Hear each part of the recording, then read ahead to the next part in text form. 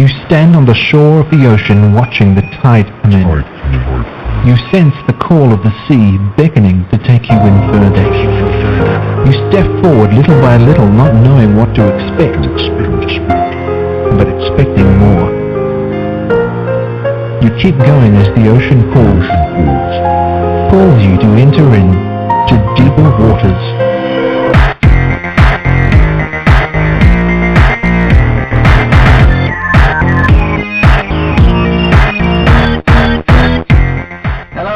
And welcome to the Deeper Waters podcast. I am Nick Peters, your host, seeking to bring you the very best in Christian scholarship and projects. And today we've got an interesting topic lined up, one that we've never really formally discussed on here, but it's a fascinating one. How many of you have, in your Defense of the Resurrection theory, the apostles, aside from maybe John, they were all willing to die, and they all went to their deaths. None of them recanted their faith. They all died for Jesus. And then you get caught flat-footed when asked, okay, where's the evidence? Now, for some of the apostles, you can make a pretty good case, but can you do that for all of them? Are there some questions about if some of them really did die for their faith or not? And if they did, what difference does it make? To answer those questions, I've got the author of the book, The Fate of the Apostles, which was his PhD dissertation, Sean McDowell, here on the show.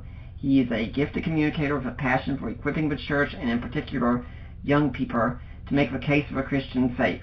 He connects with audiences in a tangible way through humor and stories by imparting hard evidence and logical support for viewing all areas of life with a biblical worldview. Sean is an assistant professor in the Christian Apologetics program at Biola University, and he is a resident scholar for Summit, California.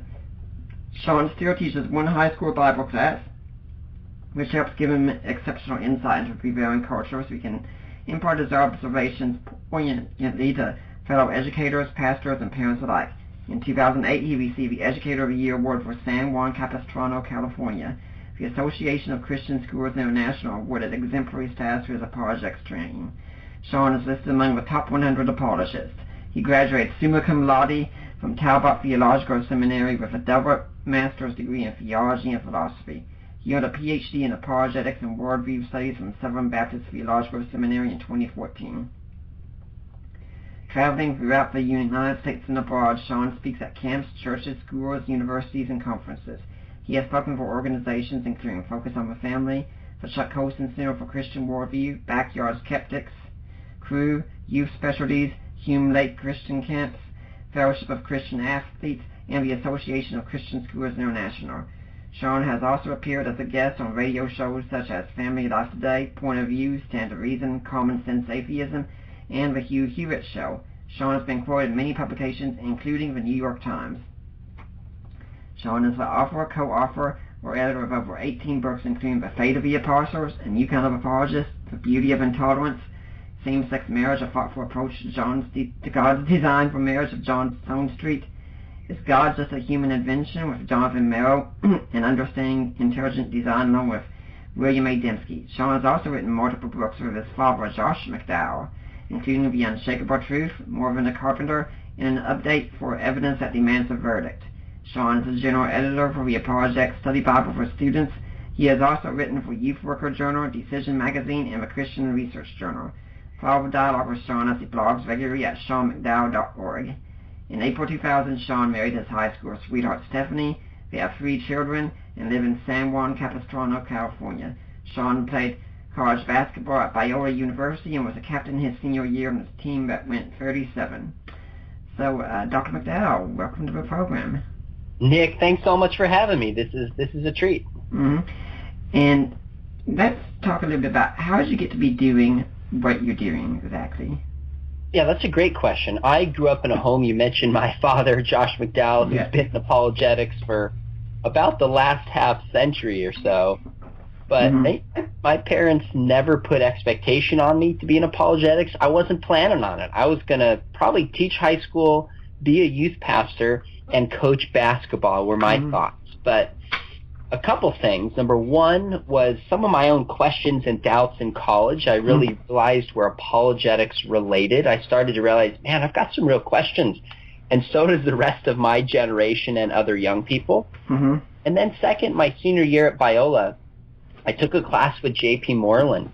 And I had learned historical apologetics from my father, but this is the first time I really grasped some of the philosophy behind intelligent design, the philosophy of mind, arguments from beauty, and it captivated me. So I decided to do the MA Phil program at Biola and just started to realize that I love this regardless of, my family certainly encouraged me in that direction, but this is what interests me, this is fun, these are my questions, and decided to teach and pursue a PhD and start speaking and writing, and kind of ended up where I am here now at Biola.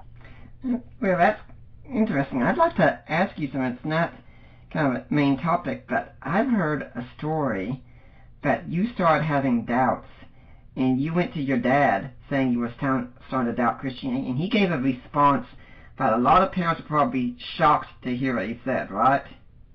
Yeah, I'm glad you asked about this. And I'm sure most of your listeners know, but my dad's written his book, Evidence That Demands a Verdict, is one of the most influential apologetic books, really, of the 20th century. And he just led a movement of apologetics and has committed his life to defending truth. And when I was, I think, about 19, towards the end of my freshman year at Biola, if I remember exactly, I remember thinking, gosh, I got questions. Do I really believe this? I don't think I stopped believing, but I had some really serious questions and doubts for the first time. And I went to my dad. We're in Breckenridge, Colorado, and we just went out for coffee, and I just said, Dad, I want to know truth, but I'm not sure that I'm convinced Christianity's really true. Not knowing what he'd say. And I remember he looked at me and goes, son, I think that's great. And I remember thinking, yeah, that was my response, to kind of chuckle like that, thinking, why would that be great? Did you hear what I said? And he goes, well, I sense you want to know truth. You can't live your life on my convictions. You know your mom and I will love you no matter what. That doesn't change. And look, he said, don't reject Christianity just to be a rebel. Only reject it if you're convinced it's not true. And that was a really kind of freeing, formative experience for me to say, all right, that's it. And even at that stage, I wasn't planning on going to apologetics or planning on telling that story. It was just honestly where I was. And it wasn't an overnight, like, oh my goodness, I had a revelation. It was just slow, step-by-step, gaining confidence. The Bible's true. Christianity makes sense of the world. The resurrection happened. God exists. And developing my own convictions from that. Yeah, I think that's so important because so many parents will panic when their children come to them in doubt, but it's really great to give them the freedom to doubt and say, hey, explore this, see what you can find out. Go ahead, look. Well, I'm glad to hear you say that, because a lot of Christians and many leaders are afraid when students doubt. And to me, whenever a student comes to me and says they doubt, because even though I'm at Bio, I still teach high school part-time, my response is consistently to say, I think that's fantastic, good for you. Now that catches them off guard, because I want to do a couple things. I want to tell them, hey, I'm okay with your doubts. And number two, help them see that this is an opportunity to grow and own your own faith. So we need to stop being afraid of doubts and realize that, look, if there's any religion that can tackle doubts, it's actually Christianity, because we have good reason to believe that it's true. Yeah, I like to say whenever the topic of doubt comes up, say, if I meet someone who never doubts their faith, they're just not taking it seriously. Well said. Now let's start talking about the book here. Now, I'm going to start kind of at the opposite end where you started by asking, what difference does it make? Why should we care about what happened to the apostles? Yeah, that's a great question. I would say on a couple levels it matters. Number one, nobody's had a greater influence on the history of the world, at least arguably, not only just in religion, but how we view governments and nations and live our lives, than Jesus. I mean, even non-believers would at least put him in the top 5. And nobody spent more time with him than the apostles did. They're the ones who took his message. Jesus didn't write any books directly, purely as a human being. So how we know about his life is passed on by the apostles. There's a massive interest and importance in their lives and what happened to them. Now, when it comes to their faiths, why that matters is because the apostles, from the earliest moment forward, to be a follower of Jesus was to believe that he had risen from the grave. That's what it means to be a Christian. In the early documents we have, like the Creed in 1 Corinthians 15, we see this idea that if you are a follower of Jesus, you believe he died, was buried, and actually appeared to people. So the resurrection is at the heart of this, and of course one question we naturally have is, can we trust the testimony of these men? Do we have reason to believe that what they write is true, or at least we have reason to believe that they think that what they wrote is true? So if these men are willing to suffer, if they're willing to die for their belief that they had seen the risen Jesus, then this gives us some at least good reason to think that they're being sincere, and at least that they didn't make it up. Yeah, but you can find Buddhist monks who set themselves on fire and protest the government, or Islamic terrorists who are willing to fly into buildings or be suicide bombers, or Christians who will say to ISIS, no, we will not recant, and be willing to die for their faith. So people die for things that are false all the time. I think that's right. So the key is to point out that their willingness to die doesn't prove that it's true. Right. The fact that they die as martyrs, or at least were willing to suffer, and some of them died as martyrs, doesn't tell us Christianity is true. It tells us that they really believed it, and they were sincere. Now here's the difference between Buddhists lighting themselves on fire and Muslim radicals, is these examples of, and I'm not even going to call them Muslim martyrs, I think they're murderers. I don't think they qualify as martyrs. But nonetheless, they are dying for something at best that they would have received secondhand. Now it's probably third, fourth, fifth, sixth hand. Yeah. They're not actually willing to die for something they witnessed, something they saw, they touched, they heard. They're dying for a story passed on to them by somebody else. The apostles, on the other hand, are not dying for a second-hand faith. They're dying for what they claimed to have seen with their own eyes. So if it wasn't true, either the skeptic has to give some other reason for the origin of that belief and explain, no, here's actually why they came up to believe it, or we make this huge exception in history and conclude that the apostles willingly suffered and were willing to die for something they knew was false, and that's a tough pill to swallow. So, for example, look, if somebody walks into if I'm speaking or if I'm teaching and says, hey, Sean McDowell, puts a gun to my head, do you really believe Jesus rose from the grave? And I say yes, and they shoot me and kill me on the spot. All that proves, Nick, is people would walk away and go, wow, Sean really believed it. He had firm convictions Christianity is true. But that would provide no evidence within itself that Christianity is true, because I didn't witness it with my own eyes. The apostles, on the other hand, witnessed it, or at least claimed to witness it with their own eyes, willingly suffer. That shows the depth of their sincerity distinctly for the claim that Jesus rose from the grave. Well, now we have to get to the question of, did they willingly suffer? Did they, in fact, die for what they believed? Now, you set out some criteria for how you go about examining this case historically. Can you give us a brief rundown of what you're looking for when you start to examine the claims? Yeah, good question. So I had to set up kind of a historical grid and historical approach to assess sources and explain to my readers and the scholarly community how I come up with the conclusions that I come up with. So I decided to follow a model laid out by Marcus Bachmuel, an Oxford New Testament scholar, of something he calls the living memory. And essentially what he means is the time of Christ, or the first time of the apostles, until really about the end of the second century, about AD 200, maybe spilling on roughly into the early third century.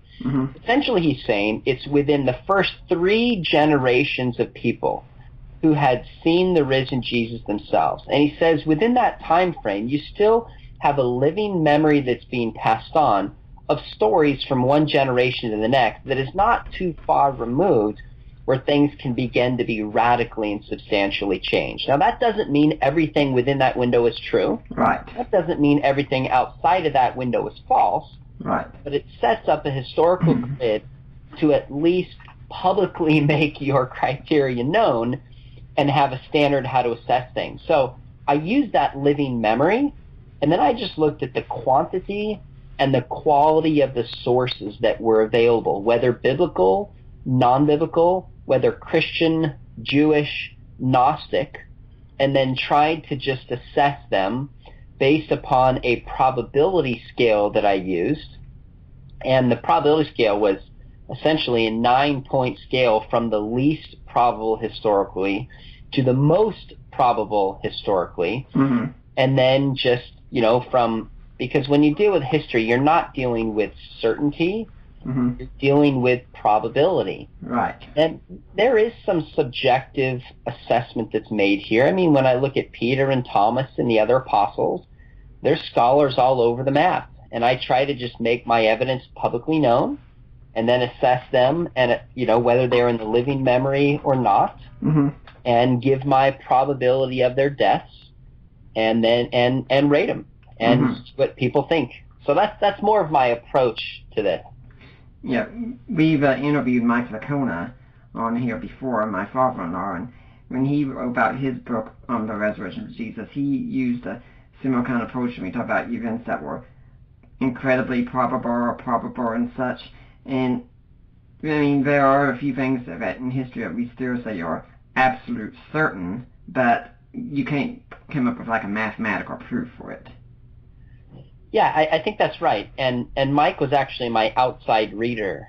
Mm-hmm. And there were many times I was on the phone with him and emailing him, just kind of saying, all right, how'd you come up with this? What do you think about this? He gave me some really good guidance along the way. Mm-hmm. But his framework in his book on the resurrection of Jesus, which I use as a text in my resurrection class at Biola, mm-hmm. is just it's a fantastic example. If anything, I think you could almost criticize Mike for being too conservative in his book, mm-hmm. Because he's just trying to err on the side of not overstating his case. Mm-hmm. And I aim to do that with my research as well, kind of the same spirit in which he approached the resurrection as a whole. Mm-hmm. And now let's start looking at the cases that we have. Now, something that surprised me is, in some cases, there just really isn't good information on the deaths of the apostles, is there? Yeah, you're right about that. When I first started researching this, at the very beginning, I kind of assumed, because I had heard this argument so often in church, in popular apologetics books, on websites, where people would just say, as if it's a matter of fact, 11 of the 12 apostles died as martyrs, except for John, who died a natural death. I mean, growing up, I heard that so much, Nick, I just assumed it was true. Right. When I first started researching this, I thought, at least we'll be able to show with confidence that this is true. But then as I started to delve into it a little bit further, I started to realize, oh my goodness, for a lot of these guys, this is really late, and it's contradictory, and it's unclear. Mm-hmm. I'm not sure what to do with this. So a lot of it really is kind of, it's late, and we can get to that if you want to, but I think mm-hmm. a way to look at this is if you look at the lists of the apostles, such as you find in Luke 6, Matthew 10, and Mark 3, you see these different lists of the apostles, and Peter is always at the top of the list, and then close to that are James and John and Andrew. And then you have this middle tier that usually includes Philip, Bartholomew, Thomas, and Matthew. And then you have the last four, which Simon the Zealot, Thaddeus, I'm forgetting who are in the last four off the top of my head. Judas Iscariot would be one of them. Oh, Judas is always listed last in every. And then there was another James and John. And then James and the other. Yeah, that's right. Yeah. Well, what's interesting is it's almost like Richard Bauckham says the list of the 12 were in sets of 4. In a ways, even though they might vary in the order within those 4, they're consistently in that order. Mm-hmm. At the top tier, no surprise, were the most prominent apostles. They were the closest to Jesus. We have the best evidence for those. The middle tier, it's a little hit and miss, a little bit late. It's hard to know where legend ends. History ends and legend begins. Mm-hmm. And then the last 4, except for Judas Iscariot, of course, right. Some of that stuff is so late, I'm not sure we can have any confidence what happened to some of those apostles. And, of course, there are 2 others that are talked about in your book, that technically weren't part of the 12, but that's Paul and James, the brother of Jesus. Yeah, that's right. It was one of the initial questions I had to ask in this research is exactly who do I want to study? Mm-hmm. Because I could have gone further and studied Luke. I could have studied Barnabas. There's traditions about Mary and her fate, traditions about Mark. And I thought, well, I'm going to keep this tight and stick with the 12, obviously Matthias instead of Judas Iscariot. But then James and Paul also claim to have been eyewitnesses, and they're so central in the early church that it would be worth studying them. So essentially, my research was over the 12 apostles, and then including James and Paul, who are apostles but not members of the original 12. I haven't looked into Mark and Luke really that closely, but from my outside perspective, I think they also are pretty late, 3rd, 4th, 5th century, really tough to know if we can trust those accounts as well. Now, if anyone's interested and they're really fascinated by this, there's a possible research project for you sometime. Yeah, I think, I'm glad you said that. If any people listen who want to write a thesis or want to do some scholarly work, I think there's probably some further work that could be done on the apostles. You'd have to probably read my book closely and maybe pick one or two of the apostles and just probe in it further. And I'll tell you, it's tough. Yeah. Finding some of the sources for this, Nick, was a really interesting method. I tried everything. I started by just Googling. I looked for scholars. I did searches in every academic journal kind of search I could think of. I looked for scholarly books. I emailed scholars around the world. I cited footnotes. For Bartholomew, there's traditions that he went to Armenia. So I got on the phone with like the archdiocese of the Armenian Church in Southern California. I mean, I just tracked down. It was like a detective project. Half of my work was just trying to find sources that related to these guys. So if you decided to do this research, and there's probably some more that needs to be done, you'd have to really take a detective approach and be willing to kind of tread where nobody has treaded before.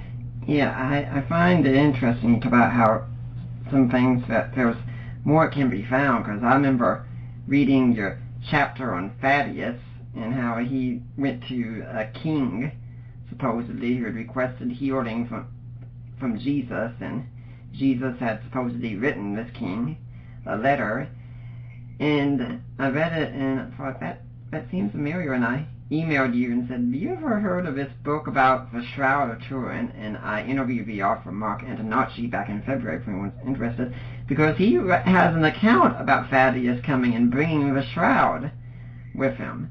And there's just so many things like that you could probably find some off-reference that you might not have even known existed. As, oh, this could be a little clue here. Well, that's interesting to hear you say that, because there's kind of two ways that you can approach studying the fate of the apostles. One would be to go search the graves where they originally, or where at least the claims are that they were buried, to go find the oldest sources in these different countries and traditions that have been passed on. I didn't go to India. I didn't go to Greece. I didn't go to Armenia. I analyze this from a literary perspective. But there's another book that came out a few months ago by a fellow, he's a skeptic, named Tom Bissell, and it's just called Apostle. And he goes and he travels among these different tombs and really does research on site and talks about these traditions. And he kind of dismisses all of them, and I'm skeptical about a lot of these traditions for a number of reasons.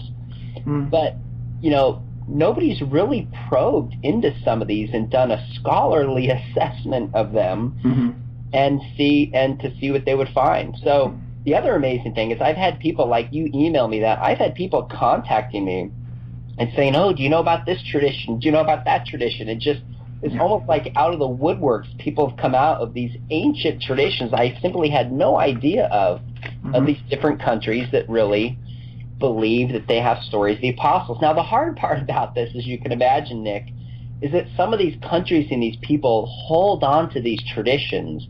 It's their identity, it's their history, So if you come in there like, hey, I just need some evidence and I'm not sure I believe this, that's potentially seen as threatening and undermining these traditions they hold on to. So you just got to be really careful how you would do that. Well, I'd like to remind everyone we're going to have a little bit of a shorter show today due to Dr. McDowell's schedule. But right now we're talking with Sean McDowell about his book of Faith of the Apostles. Now, if you're listening next week, now we're going to have to try and rework the schedule a little bit. We're going to try and get this guy in. And this is someone that Dr. McDowell knows well. And that's going to be Tom Gilson talking about a book called Critical Conversations, How to Talk to Your Children About Homosexuality. Now, I hope to get this in. It's not a guarantee that that's what we're aiming for. You wrote the foreword of that book. Could you give a little word about it? Yeah, that's an excellent book. Tom is a friend of mine. We were actually on the phone yesterday talking about another potential project. And Tom has such a good balance of communicating truth and not buying into a lot of the political correctness and false ideas of tolerance we hear today. He speaks truth very clearly and scripturally and scientifically. But he does it with graciousness and kindness. So I was happy to write the foreword for that book because we tend to either be harsh and shrill and speak truth unloving or compromise the truth. And he has a good balance. So this is specifically about talking about homosexuality with teenagers and with students. So I imagine that'll be a very practical show that'll get into how do we communicate this, what are the questions, how do we defend and explain and articulate. So that'll be a great show. I'll look forward to that. Well, let's get back to your book. Now, one of the main stories we hear when it comes to the death of the apostles is Peter was crucified upside down because he did not see himself worthy to die the same way as his Lord. Now, I'm sure you heard that story several times. How did your investigation turn out with that? Yeah, I'm glad you asked about this because I was just at an apologetics conference a couple weeks ago, and one of the fellows was up there talking about Peter being crucified upside down, and I didn't want, embarrass him in front of everybody, but I thought, man, you really got to check your sources.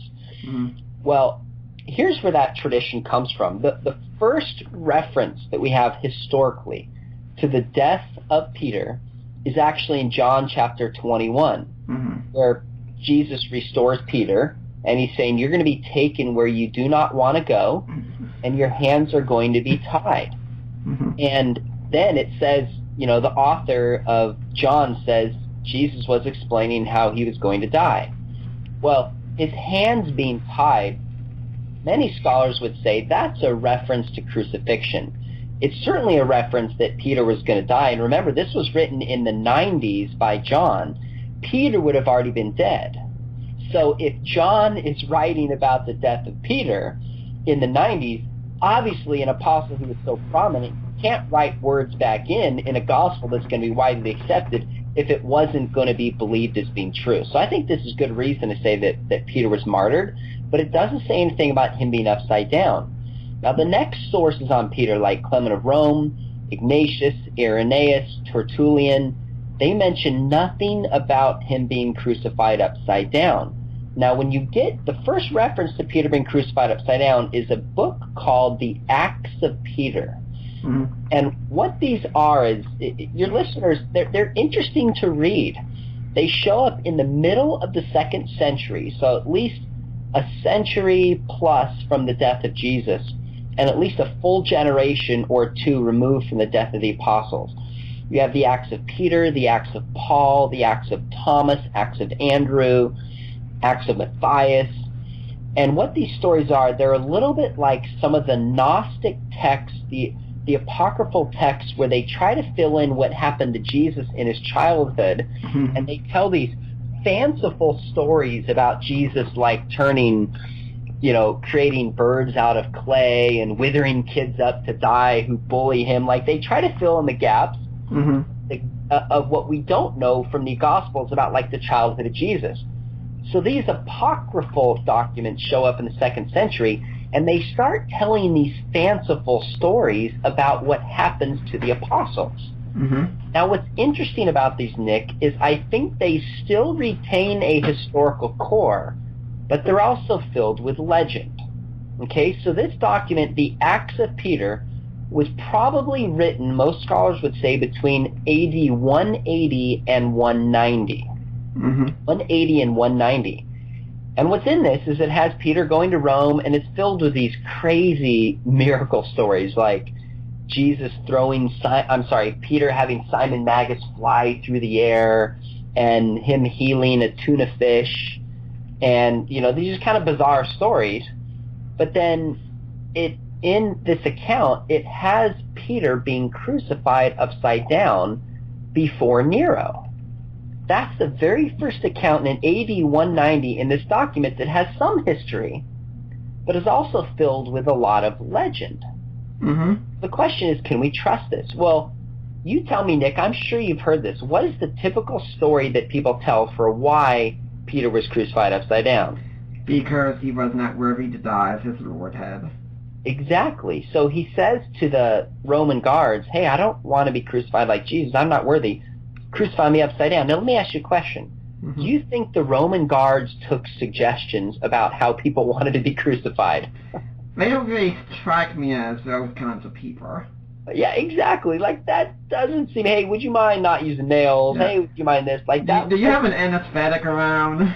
Yeah, exactly. Like, that's just not realistic. But with that said, if you read the Acts of Peter, the earliest account in it says that Peter is crucified upside down. Why? Because the world has been turned upside down because of sin.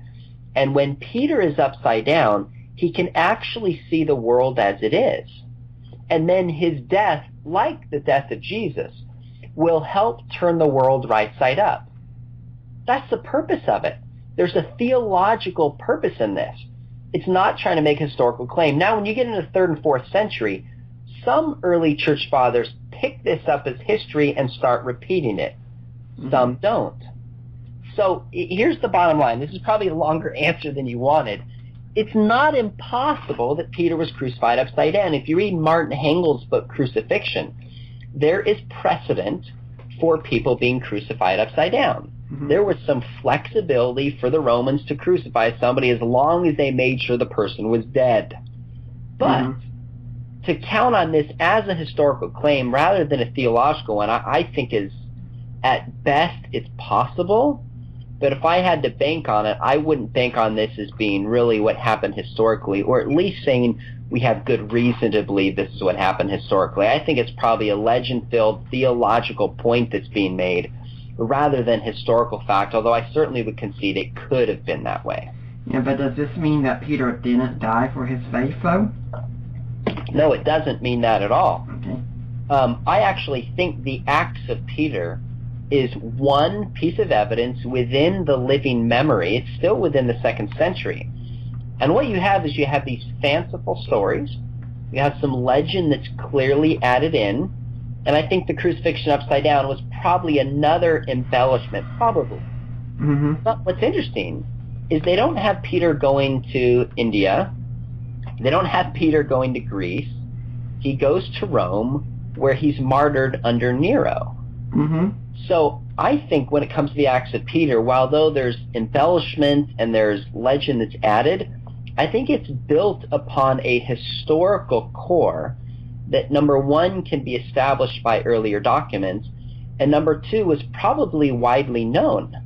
So if the writer of the Acts of Peter, if none of this stuff happened, he would have a hard time at least inventing some stories and having anybody give any credibility to it if he completely made up that he died a natural death, that he went to another country. So it doesn't mean he wasn't crucified. It just means the upside down part is questionable. And I actually think this document is one amidst others that gives us good reason to believe at least that Peter died as a martyr. Well, we could spend the whole show talking about Peter if we had to, but there are so many other figures to cover. Paul is another one. We're usually told that Paul was beheaded during the reign of Nero. Do you think that's likely to be true? Well, I think we have to distinguish two things. Number one is we have to distinguish how exactly, whether or not Paul was a martyr, and then second, whether or not we know how he died. Okay. Now, Paul was a Roman citizen, So Paul likely would not have been crucified because crucifixion was held for criminals of the state and for people who were not citizens. So it makes sense that he would have been beheaded. When you look at earlier claims, like you see what happened to James killed by the sword in Acts 12:2, when you see what happened to John the Baptist, killing and beheading by the sword was a very common way that somebody would have been put to death. So I think it's believable that he died that way. But in my research, it wasn't primarily that important that I establish how the person died. So, for example, there's a recent book on the Apostle Peter by Larry Hurtado, an excellent New Testament scholar. And there's a book in there where the person argues that he actually was burned to death. Well, I'm not sure I totally buy it, but what's interesting is he still agrees that Peter was in fact martyred. So all I have to establish is that Paul was willing to die, that the early accounts show, in fact, that he was martyred. So when it comes to Paul, obviously the New Testament doesn't report his death, because unless, John referenced it somehow, but of course he doesn't. But you have hints in the book of Acts that Paul knew his death was imminent and he was going to be put to death. Like you see in 2 Timothy chapter 4, he knew that he was going to be spilled out like a libation, and that his death when he's in prison, it's coming imminently. Now that doesn't prove it, but that gives some expectation. The first reference to Paul you find in 1 Clement chapter 5, verses 5 through 7, in which Paul is described as suffering greatly for his faith, and then being, quote, set free from this world and transported up to the holy place, having become the greatest example of endurance. Now, when you look in the context of chapter 5 of 1 Clement, it's clear that it's talking about people who are paying the greatest price, standing up against persecution, and ultimately dying or being killed for their faith, and Peter's held up as the greatest example. Then you also see evidence for the fate of Paul in Ignatius in the early 2nd century, Polycarp, early 2nd century, Dionysius of Corinth, reported by Eusebius in the middle 2nd century, Irenaeus towards the end of the 2nd century, the Acts of Paul, Tertullian. The consistent, early, and unanimous testimony is that Paul made it to Rome, and he died there as a martyr. Now, the earliest accounts don't say whether he was beheaded or not, but you see that showing up in the Acts of Paul, and again, in the end of the 2nd century, and there's no theological reason that I could find that was added. And, in fact, I think that probably matches up with the facts. Now, I'll tell you something that's interesting as a side note, Nick. In the Acts of Paul, one thing I wrote, when you write a book and you publish it, people come to you afterwards and say, oh, shoot, good point, I should have included that. The Acts of Paul, when Paul is beheaded, it describes that a milk-type substance comes out from his neck. Right. Well, I said that's clearly legendary, and they're trying to show the sustenance of his life, what milk represents, his death, etc. And I had a doctor email me, and he said, look, there's actually a strange phenomena in which sometimes milk will secrete from somebody's neck. Now, I can't explain why it happens. I'm not a doctor.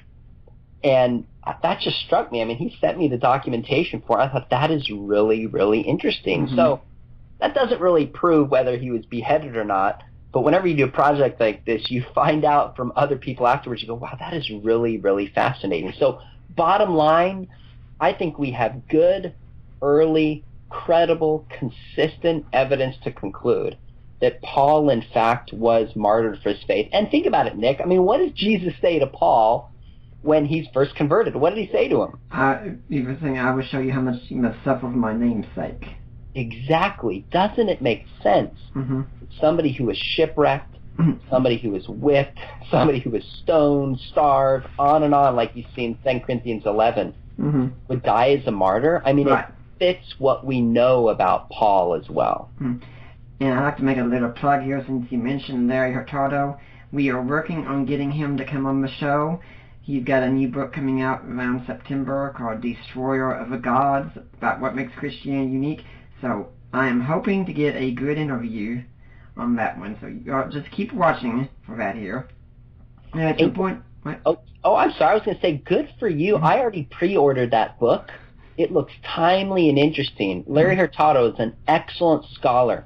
It relates to the New Testament and even the Apostles as well. And the kind of thing about what makes Christianity unique and such in its culture, that's just one of my main areas I really like to look at. So it's just got so excited when I saw this book coming out. Now, let's talk about these deaths more. Peter and Paul probably died around the same time, and that was quite likely when the Neronian persecution got started, wasn't it? Well, when you say the same time, I believe it was in Dionysius of Corinth. I'd have to go back and check, where this almost describes that they were martyred together. And some people have said, yes, they were held up actually together and martyred. I don't think there's any early credible evidence that they died exactly at the same time. But if we mean broadly like the mid to late 60s, the Neronian persecution, then yes, that's the most reasonable time. Now, there's some early evidence that Nero was mentioned in probably the early to mid 2nd century in a little bit of a cryptic kind of way. He's not explicitly listed until you get to the end of the 2nd century. But when you kind of piece all the things together, that is certainly the most reasonable time that the two of them would have been martyred. Now, one offer you take on every now and then, I'd like to get your brief thoughts on this, since I mentioned Neronian persecution, is Candida Moss, since she wrote about the myth of persecution, because Christians really weren't persecuted, what we hear. What do you think about that? Well, her book, The Myth of Persecution, is a really interesting book. Candida Moss is a great scholar from Notre Dame. She's very articulate, very thoughtful. If you get to the end of that book, you kind of realize that she probably has more of a political agenda in undermining the supposed persecution of Christians than necessarily a historical one, trying to argue that Christians just have this persecution mindset that affects how they look at the world and interact with culture. I think she's on to something, but maybe takes it a little far. If you ask... I've asked a lot, and I don't mean politically, I mean historically, she's on to something. If you ask a lot of Christians, what was the 1st and 2nd century like? And the typical answer I've gotten is Christians were hunted down, they were persecuted, they were martyred, thrown to the lions regularly just for proclaiming the name of Jesus. That's probably an overstatement, in fact, almost certainly. As Candida points out in her book, persecution was actually sporadic, and it tended to be local and existed for a small time frame. It wasn't this non-stop, top-down, national persecution for anybody who claimed Christ, at least within the first couple centuries. So I think we tend to see more persecution than was actually there. But with that said, I think she takes it too far to the other side and just tries to question all the accounts we have in Peter, we have in Acts, the accounts we have from Tacitus. And broadly speaking, she overstates her case. So I'll give you an example. When she cites Pliny the Younger and the letter that is written at that time that he records in the early 2nd century, the question comes up, what do we do with these Christians who won't compromise their faith? And the response is, well, ask them once, ask them twice. If they keep refusing, then give them the death that they deserve. And she says in this book, that's proof that there was no policy for how we deal with Christians who were actually proclaiming the name of Christ. So they weren't persecuted beforehand. Well, I'm not sure that follows. I can think of a modern example where somebody would still say, what are we supposed to do with these people who are breaking the law, even though we have a policy? Take, for example, 2 issues in particular. Marijuana. There's specific laws from the federal government about dealing with marijuana, and yet still on the local level, people are like, wait a minute, how do we deal with this? Do we follow the federal government? Do we not? Do we follow local statutes? Or take the issue of immigration. People who have come here illegally have broken our laws. but how exactly are we supposed to prosecute them or deal with them or let them go or hire them? So the mere fact that there's questions and confusions about how to deal with those issues doesn't mean it hasn't been an issue for a while. It just means there's questions over how exactly do I apply those laws in my particular situation. So her pushback in the myth of persecution, I don't think that example in particular shows that there wasn't persecution. It just means that this governor, this writer at the time, is trying to figure out how exactly am I supposed to deal with this. Well, I'd like to remind everyone you're listening to the Deeper Waters podcast. I'm Nick Peters, your host. I'm interviewing Sean McDowell on his book, The Fate of the Apostles.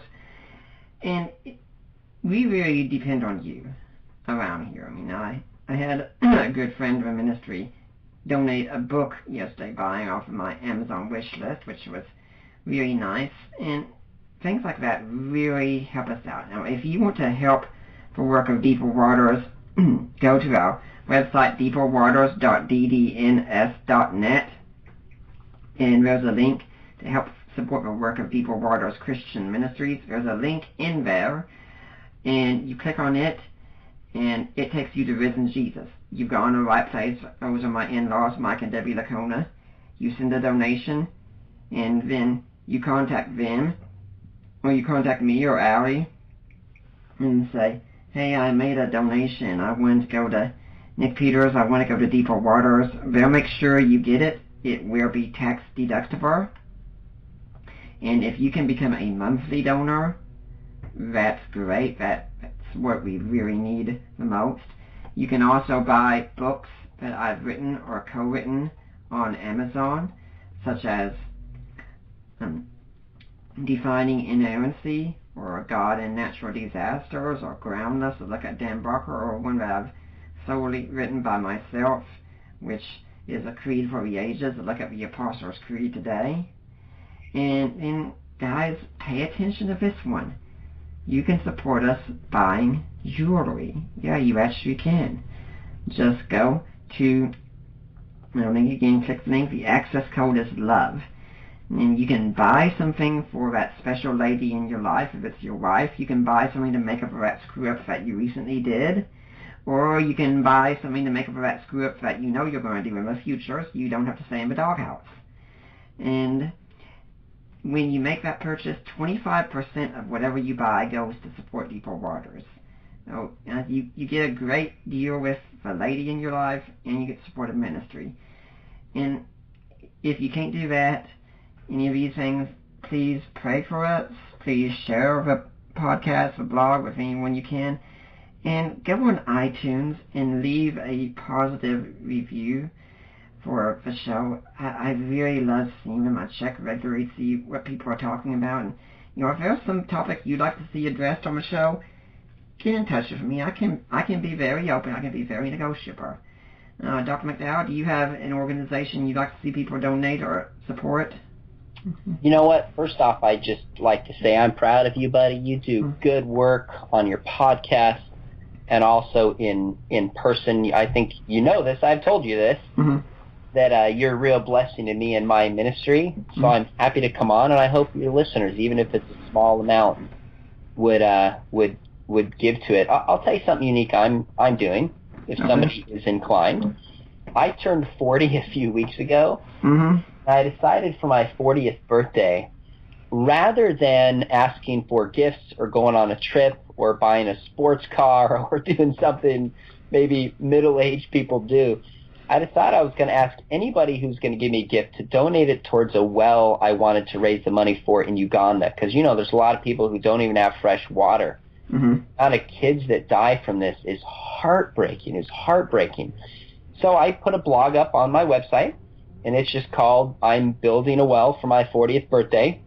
Can you help me out? And it's amazing. It costs $6,000 to build a well so people can actually just have fresh water who don't have it, the things you and I take for granted. Yeah. And I'm about 4,000 there. People have been so generous.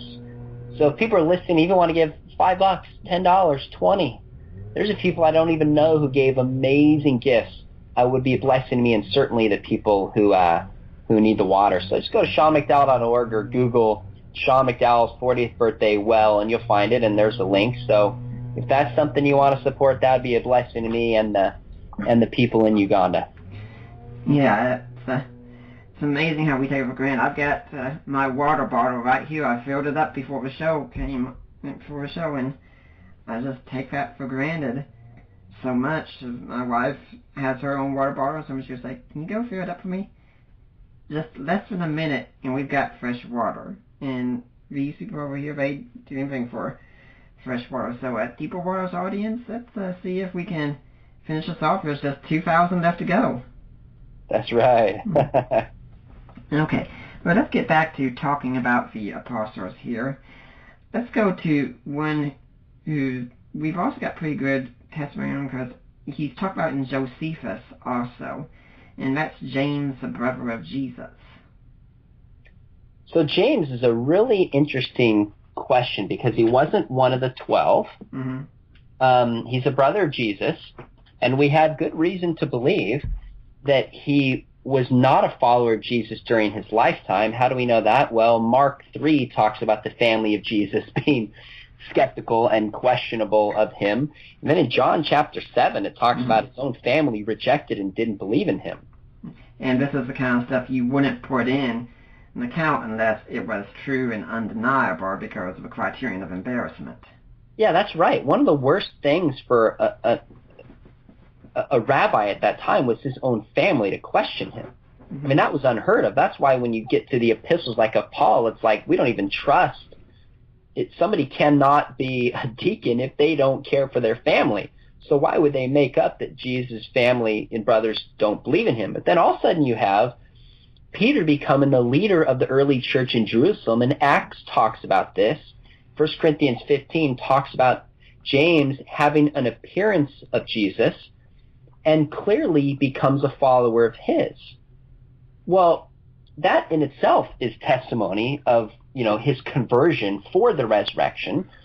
But then when you look at James, you have reported by Josephus, and this is the only early secular reference. And secular, he's really Jewish, so it's a religious reference, but he's writing on behalf of the Roman Empire, that James, the brother of Jesus, was put to death during the reign of Ananias. Now, what's so interesting about this claim is Josephus writes it. It's not a section about Jesus. It's not really even a section about James. It's about the ruler who steps in and becomes a high priest, Ananias, and he steals it during this small moment that he had, and he messes things up, so he's put to death. Mm-hmm. And it's incidentally thrown in there that he has James and a few others killed and essentially martyred. So, again, this is not, if you're an early Christian and you're making up a source, you're not just going to flippantly throw something in there that's incidental, doesn't help establish anything about who Jesus is, other than the fact that he has a brother named James. So that's why, although the common reference in the Testimonium Flavianum is highly debated by scholars, whether Josephus really refers to the death of Jesus, that Jesus was the Messiah, etc. Yeah. This passage is not debated. Almost all scholars that I could find agree that it's genuine. Now, the only question here, Nick, which is very interesting, we have to be honest with it, is, does James qualify as a martyr? Because it seems that he was killed for political reasons, which is very different than somebody saying to him, do you believe in Jesus? Yes, if so, we're going to behead you.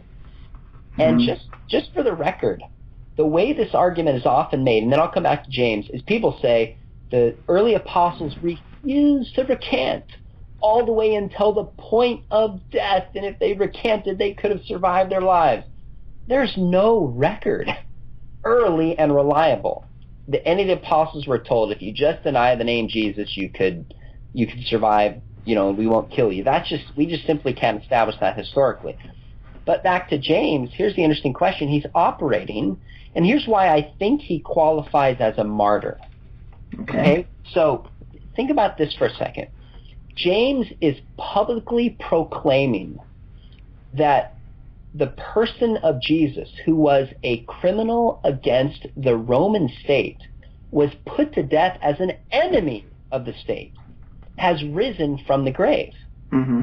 He's following a persecuted Christian in a tradition of the Jews who had been persecuted, and they expected that the prophets would be killed and put to death. John the Baptist was put to death.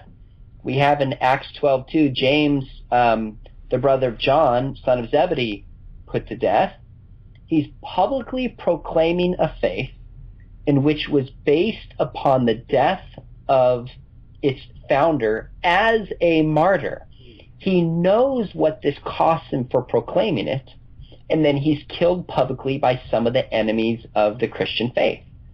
So broadly speaking, I do think he qualifies as a martyr, although we have to put a little asterisk there and say it might not be as clear-cut as some of the ways that this story is typically told.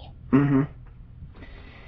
You know, I think it's just so important that we do get clear on what people are saying, because if we go out here and say all the apostles were told recant or die, and they are or chose to die instead, or even we just say 11 chose to die, we can unfortunately have a lot of egg on our faces, and that can make people be skeptical of the rest of what we say. Yeah, I'm glad you said that. There's a lot of lessons I've learned from this, and I was sharing my findings with the pastor when I was doing my dissertation. He's like, so what are you writing on? And I told him the findings, and he goes, and you're going to make a liar out of all of us pastors. And of course, I said, look, that's not my goal. I'm not aiming to make a liar out of somebody. I want to know for myself what the evidence is. And second, I've definitely realized with this research that there's a pretty powerful tendency for us to overstate our case when it comes to apologetics for a variety of reasons. Number one, maybe we don't do our homework. Number two, maybe we just pass on something we've heard. And number three, maybe because we really want people to be persuaded, so we say things as strongly as we can. Well, people could do this a generation ago before Google and cell phones, but now that people can test this stuff, especially, we need to be that much more careful. Now, let me make one other comment about James that I think is interesting. So the earliest source, James, his death would have been reported to the year AD 62, because the procurators Festus and Albinus, and the story that we have with James being stoned to death by Josephus. This story is also reported in the 2nd century, although you have a little bit of embellishment added to it by Hegesippus and then again Clement of Alexandria. But then you also have in a Gnostic text called the First Apocalypse of James, and then the Pseudo-Clementines, which is later. So James is the only one. Here's one unique thing I point about James, is you have it in Christian sources, you have it in Jewish sources, and you have in Gnostic sources from at least the first couple centuries that James was somehow stoned to death for his position in early Jerusalem. So to me that means, gosh, how widespread it is. It's moderately early. Mm-hmm. Good reason to trust this as being a credible historical account. Mm-hmm. So let's talk about another apostle, and of course, everyone, if you're going to get the whole account, you're going to have to get the book. But let's talk about John, who most people say, John wasn't martyred for his faith, but he did die in exile. So John was probably John and Thomas were the most interesting apostles to study. Mm. And Thomas was interesting because so many of the historians I had to read were from the East, from India, and they have a different way of doing historiography than many Western scholars do. So that just raised all these different questions and approaches that I hadn't, that were new to me. John was interesting because I went into this just assuming that John died as a martyr. That didn't die as a martyr. He was the only one that died a natural death. I had no questions about that. I thought everybody believed that. What surprised me is there's actually some conservative scholars, and I mean conservative evangelical scholars like Ben Witherington and Richard Bauckham, who think the Apostle John died early as a martyr, and that just stunned me. Now, I'm not ultimately persuaded by it. I still think it's improbable that he died as a martyr, And what's interesting is if I could make the case he died as a martyr, it would only make my case that much stronger. But being faithful to the evidence, I wasn't persuaded by it. Now, here's the reasons that they give, a couple of reasons.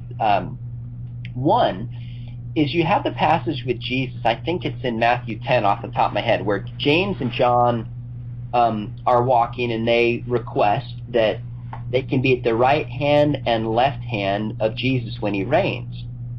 And Jesus says, do you know what you're asking? Can you drink the cup? And they say, oh yeah, we can drink the cup. We can be baptized with your baptism.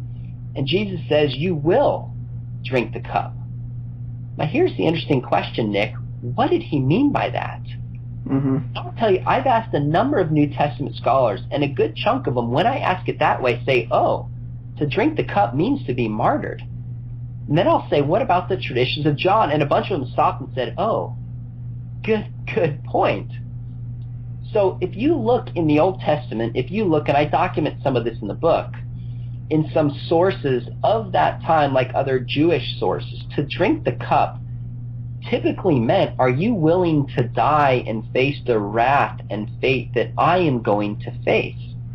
Well, if so, we have James dying in Acts 12:2. This is one of the clearest cases in the New Testament that James was explicitly put to death.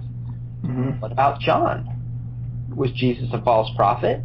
Now, I do think that this isn't a determinative argument. I think you can make the case that when you drink the cup means, can you live the life of suffering and pain that comes with following me, such as picking up the cross? I think you can make that out of the text. I don't think it's unfair, but I think at least a good case could be made that he's saying they would be martyred. The second argument that's given, and this one's given specifically by Ben Witherington, is he says, look at the beginning of Acts. John is very prominent with Peter. John and Peter go to check on Philip, of not Philip the apostle, but Philip who goes to Samaria, the evangelist. John and Peter both preach, or they stand up and speak truth. They both work miracles.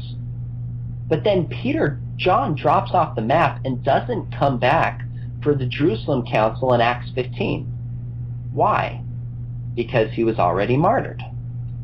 Now, with those points being made, Nick, I don't personally buy it. I think he died a natural death, and I think that's the best explanation of John chapter 21. And when John chapter 21, the beloved disciple, is told that his fate is different than Peter's, both Bauckham and Witherington will interpret the beloved disciple as not being the apostle John. Witherington thinks it was Lazarus, and Bauckham thinks it was another elder John, not the apostle John. So those are issues besides what we need to talk about. But John was just so fascinating, and I found a book only in French that makes an argument for the fate of John based on these calendar claims. And these are all 3rd, 4th, 5th century, where it talks about the martyrdom of James and John. So one other piece of evidence I'll just throw in there is there's a historian after Eusebius named Philip of Side. And Philip of Side quotes Papias. And Papias lived in the early 2nd century, at least when he wrote. And according to Philip of Side, he quotes him and then says, as Philip of Side indicates, at the deaths, at the martyrdoms, at the killings of both James and John. Now, what's interesting is that quote does not exist earlier in Eusebius. But if Philip of Side is right, we have a reference to the martyrdom of John in the early 2nd century, only within a couple decades after his death. The problem is this is a really questionable citing by Philip of Side, and one a lot of scholars dismiss. So it's probably not historical. But I just throw that out there. I think you and your listeners will find it fascinating that there's a number of scholars who really believe John died as a martyr. I'm not persuaded by it, but it's enough to make me pause and say, all right, there's something to this. If there's further evidence, maybe I could be persuaded of it. Yeah, I really wish we did have time to talk about Thomas as well, because that's actually one chapter I was really looking forward to. I know Ravi Zacharias has talked a lot about being from near the area where he was supposedly martyred for his faith, and whether that's a likely story or not, well, you might have to just get Sean's book. Now, if you're interested in Dr. McDowell's book, the hardcover version is, right now it's a steal at $114.02 on Amazon. If you want to save a little bit, the Kindle is just $108.32, so, I mean, it's a deal. Some of my listeners are probably thinking, is there a less expensive version coming out sometime? You know what, Nick? I'll give you a deal just for your listeners. I've been told I can't post this specifically online, so I won't give the details. But if any of your listeners want, I can get it for you half off plus shipping, which will save you $50-$60. Now, it'll still cost you $50, and the reason is just because it's an academic book. Mm-hmm. That's how it's, Ashgate is now bought out by Rutledge. It's a secular academic press that does very high quality work. Mm-hmm. But if you email me through my website, SeanMcDowell.org, email in, it'll go to my assistant, he'll forward it to me. I can send you a link and a code where you can get it for 50% off. So if any of your listeners really say, all right, it's worth it for me, I want to get it, I can send you, personally, I'll send you a link and a code to get it for that rate. And they need to mention, like, they heard it on Deeper Waters or something? Yeah, just tell me exactly where you heard it and why, and then I can send it to you. Okay, well, Dr. McDowell, it's been great having you. Unfortunately, time's come to an end. Do you have a blog or website where people can get in touch with you if they want to find out more? Yeah, thanks for asking. I blog probably 3-4 times a week on apologetic issues, cultural issues, worldview issues, student issues. I have a ton of videos that are up. I tweet regularly. Every day I tweet out articles and ideas. I don't want to waste your time. I want to be a resource of good material that is out there. But if you want kind of a hub for a lot of this, it's just SeanMcDowell.org, SeanMcDowell.org, and you can find it all there, as well as links to the different books and curriculum pieces that I've done as well. And do you have any final thoughts you'd like to leave today for a Deeper Waters audience? Sure. Let me just sum up the argument. I think here's the argument in a nutshell, is that the apostles spent time personally with Jesus. They saw them with their own eyes. As we look in the beginning of Acts, they were all willing to suffer and willing to die for that conviction. We don't have any record that any of them recanted their faith, and we do have good reason to believe that at least some of them were martyred. This doesn't prove Christianity is true. Just like you said, Nick, we don't want to overstate this. But it shows the apostles really believed it. They were sincere. So this helps to establish their credibility. And if a skeptic wants to dismiss the faith, they're going to have to go another route, such as hallucinations or some other theory. But the idea that the apostles stole the body, or that this is a conspiracy and they didn't really believe it, made it up, I think it's just strongly contradicted by the earliest accounts that we have of their willingness to suffer and the evidence that they did suffer, and in fact some of them really did die as martyrs. Well, Dr. McDowell, it's been great having you here, and hopefully we'll see you back here again sometime. Nick, I appreciate it. Keep up the good work, my friend, and I'm sure we'll be in touch soon. I'd like to remind everyone that next week, hopefully, we're still working, but hopefully we'll have Tom Gilson talking about his book, Critical Conversations, How to Talk to Your Teenagers About Homosexuality. For now, I'm Nick Peters, and I'm signing off.